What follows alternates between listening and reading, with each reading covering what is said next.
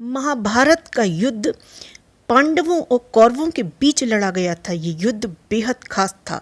इस युद्ध में द्रौपदी के मान के लिए लड़ा गया था। ये महाभारत के अंत में पांडवों की जीत हुई थी और युधिष्ठिर को राजा बना दिया गया। लेकिन बाद में इन लोगों का क्या हुआ, इस वीडियो में हम जानेंगे द्रौपदी की मृत्यु कैसे हुई। द्रौपदी 5 पांडवों की पत्नी थी और उसके 5 पुत्र थे जिन्हें उप पांडव कहा जाता था। महाभारत के अनुसार द्रौपदी का जन्म राजा द्रुपद के अहंकार के कारण हुआ था। राजा द्रुपद को अर्जुन से बदला लेना था। दरअसल पांचाल नरेश द्रुपद को द्रोण के शिष्य अर्जुन ने हरा दिया था और इस कारणवश उन्हें अपना आधा राज्य देना पड़ा था। द्रोण से बदला लेने के लिए द्रुपद ने एक यज्ञ किया जिससे पुत्र कामाक्षी यज्ञ कहा जाता है, जिससे एक पुत्र की प्राप्ति होनी थी। इससे द्रौपदी के भाई धृष्टद्युम्न का जन्म हुआ। उसके बाद द्रुपद को आखिरी आहुति देनी थी, लेकिन वो बिना उसके ही उठकर जाने लगे। ऐसे में साधुओं और ऋषियों के कहने पर उन्होंने आहुति तो दे दी, लेकिन अहंकारवश देवताओं से एक ऐसी पुत्री की मांग की जो रूप, रंग और गुण में संपूर्ण है, लेकिन उसे जिंदगी भर का दुख मिले। इसके बाद जन्म हुआ था द्रौपदी का। द्रौपदी द्रुपद की बेटी और अर्जुन और पांडवों की पत्नी होने के बाद भी अपने जीवन के हर पक्ष में दुख भोगती रहीं।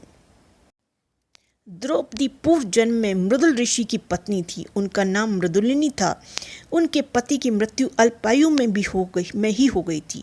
इसके बाद उन्होंने शिव की तपस्या शुरू की थी। शिव जी ने उनसे प्रसन्न होकर एक वरदान मांगने को कहा, तो उन्होंने 5 बार शिव से कहा कि उन्हें सर्वगुण संपन्न पति चाहिए। इसके बाद अगले जन्म में उन्हें 5 पांडव मिले जो सर्वगुण संपन्न थे। द्रौपदी की मौत कुरुक्षेत्र के युद्ध के बाद हुई थी। युद्ध में द्रौपदी के सभी पुत्र मारे गए थे और जीवन के अंतिम काल तक द्रौपदी ने पांडवों का साथ नहीं छोड़ा। फिर शुरू की अंतिम यात्रा। युधिष्ठिर ने अपना सिंहासन छोड़ राजा परीक्षित को हस्तिनापुर का राजा बना दिया। उसके बाद पांडव, उनके साथ रहने वाला कुत्ता और द्रौपदी सभी ने एक साथ यात्रा शुरू की। उन्हें लेने इंद्र का रथ आया था, लेकिन उसमें कुत्ता नहीं जा सकता था और इसलिए फिर सभी ने पैदल यात्रा शुरू की, जिसमें उन्हें हिमालय के जरिए स्वर्ग की ओर जाना था। शुरुआत दक्षिण के समुद्र से हुई थी। उसके बाद उत्तर की ओर बढ़ते बढ़ते ऋषिकेश पहुंचे और फिर सभी हिमालय की ओर चले। हिमालय की यात्रा में सबसे पहले द्रौपदी गिर गईं। द्रौपदी गिरकर मर गईं और सभी पांडव द्रौपदी के जाने से विचलित हो गए। भीम ने युधिष्ठिर से इसका कारण पूछा।